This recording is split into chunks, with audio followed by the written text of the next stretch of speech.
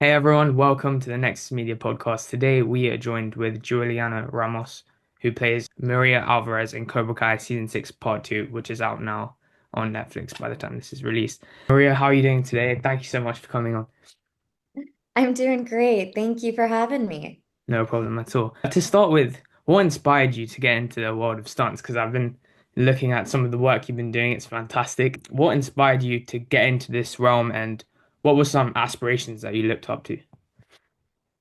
So, getting into stunts came about because I was a martial artist. So, I started martial arts when I was 3 years old. My parents were my instructors. My uncles had karate schools, right? So, I was kind of born and raised on the mats.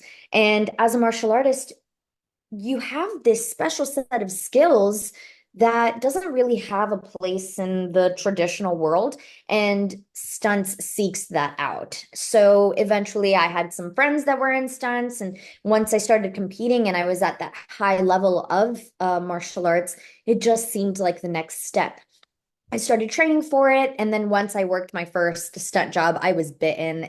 I had stunt fever. I wanted to do it all the time. It was just so much fun, and I've learned so many different things. Parkour, fighting for film is so different from your actual martial arts. I had some really amazing mentors like Heidi Moneymaker, just watching her be Scarlett Johansson's Black Widow double and seeing how she took her gymnastics and made it look so strong and powerful in the Avengers was really inspiring for me. So, yeah, that's how I ended up doing stunts.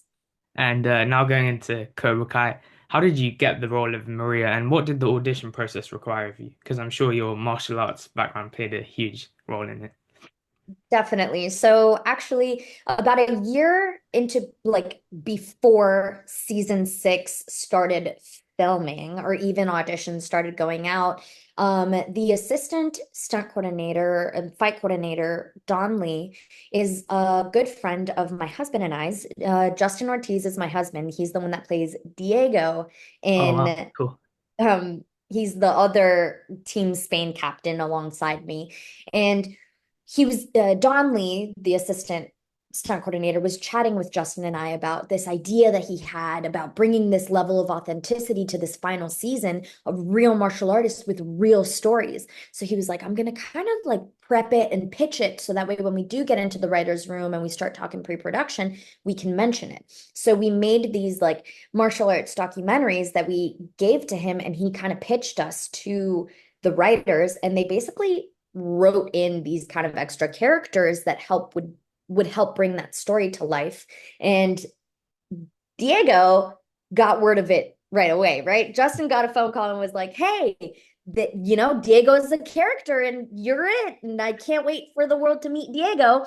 But I got a call that was like, "Your audition breakdown is in your email. Good luck." And I was like, "I thought y'all said you wrote it based off of my documentary. What do you mean I have to audition for my own role?" And they were like, "Break a leg." So Maria actually was supposed to be of the home team when the World Saikai Taikai went to Brazil. So originally it was Oh, meant to okay. go to Brazil. So Maria was actually written with a Brazilian accent.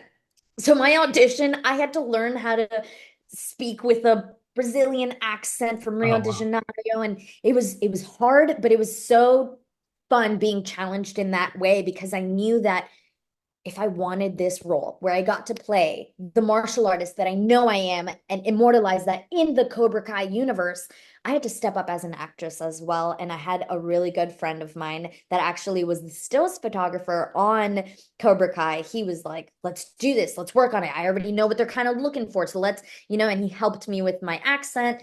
And I submitted. I booked it as the Portuguese accent, Maria, and then it switched over to Barcelona and Team Spain, which was much more comfortable accent for me, being that I Yeah. am Latina. Yeah, it sounds like a quite a wild story there. It But was a ride. and I think you've already answered some of this already, but reading the script for the first time and finding out the grand scale of the Sekai Taikai and just really embracing that you're going to be part of this fantastic world, the Miyagi verse. What was that feeling like for the first time? It felt so full circle because I've been a martial artist my whole life. I really did compete. I really have lived my life with these tenets, these morals, with that lifestyle, and getting to immortalize my footprint as a martial artist in the Miyagi verse. It just felt surreal, but I also felt like I had been meant to be here. Like this was written, this was destiny. So. Yeah, that makes sense. And your team from Spain, you have this pretty nicely done yellow gi, and it's really awesome to be honest. What was it like stepping into the gi for the first time and actually getting ready to film, going on the mats and everything? Oh man, it didn't feel real until I got into that first fitting where at first when I saw the rack and it was this bright yellow heavyweight traditional gi, I was like, but then but then I put it together and I was like, hold on. This is nice because this is different. This is standout. And when the costumers were breaking it down for me, they were like, yeah, we hand dyed every Wow, single one of these uniforms. that's So incredible. everything, all the alterations need to be done right because we can't re-dye them and then be the same color. So we were so locked into this really custom uniform that we were like, this is special. This is beautiful. And when we saw it in the Saikai Taikai, the way that yellow stands out and we got ready to film, it felt so good. Because as a martial artist, you do those little extra steps of things to stand out and not blend into the rest of the Yeah, martial artist. It felt right. It felt good. definitely. I can imagine that. And in terms of the cast, what was your first day on set like with everyone, all these OG members of Cobra Kai, and how welcoming were they to you? Oh my gosh, they were so welcoming. They were so sweet. And all of them have been practicing martial artists now for however many seasons they've been on Cobra Kai. So having another martial artist come in, you could just tell that there was this level of respect for the martial arts, for each other, for the different styles that each one has practiced in their years of training. And so they're asking questions, they're inquisitive, they're like, "Oh my God, your kick is so good." And then, they're like, "Oh man, can you come over here, help me stretch? Can you teach me how to do this?" And so just feeling that camaraderie of like a real martial arts dojo is Yeah, beautiful because where else are you going to get that? yeah, Right? I can imagine. And some fun questions now to end off.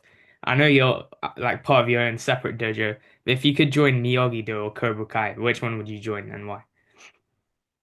It would definitely be Miyagi-Do. If I could pick between Cobra Kai and Miyagi-Do, it would have to be Miyagi-Do because they live by the more traditional tenets that I feel is most aligned with who I am as a martial artist. There is that discipline, that respect, that uh, patience that is taught, and the modesty and indomitable spirit.